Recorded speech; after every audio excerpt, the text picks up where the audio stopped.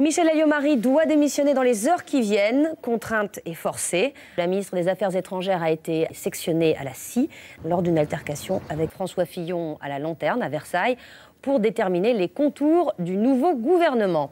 Noël Mamère, vous réclamiez son départ depuis plusieurs semaines déjà. Est-ce que vous êtes satisfait ? Je pense qu'il était nécessaire que Mme Alliot-Marie s'inscrive en vacances dans les palais du roi du Maroc, dans les palais du président égyptien, M. Moubarak.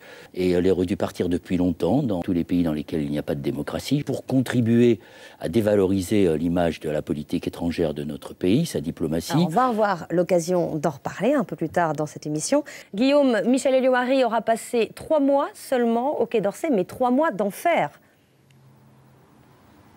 3 mois d'enfer, et pourtant Michel Alliot-Marie, qui est rentrée cette nuit de Tunisie où elle était hier, ne voit toujours pas pourquoi elle devrait partir. Elle qui a consacré l'année du Mexique à Nicolas Sarkozy, ça a mis hors d'elle les autorités mexicaines. Le dernier épisode en date, la carrière politique de Michel Alliot-Marie, c'est 12 ans de fautes considérables.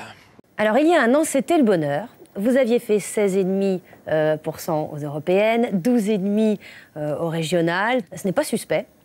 Je ne suis pas dans les instances dirigeantes du parti, de ce mouvement en formation. Je vous rappelle quand même cette phrase du président Moubarak au Salon de l'Agriculture, dire « l'environnement, ça commence à bien faire ». Cécile Duflot, elle a mis le feu à l'ensemble de ces pays dirigés par des dictateurs et des gens corrompus. Nous sommes une force politique émergente qui ne demande qu'à aller piller les cerveaux du Parti socialiste. Et on n'est pas affolé. Pourquoi on n'est pas affolé? Parce qu'on a une candidate déclarée qui s'appelle Eva Joly. Sans doute que Lionel Jospin sera aussi candidat. C'est pas très compliqué quand même. On fait une pause et on vous retrouve Noël Mamère pour rire des bonnes blagues de cravate. À tout de suite.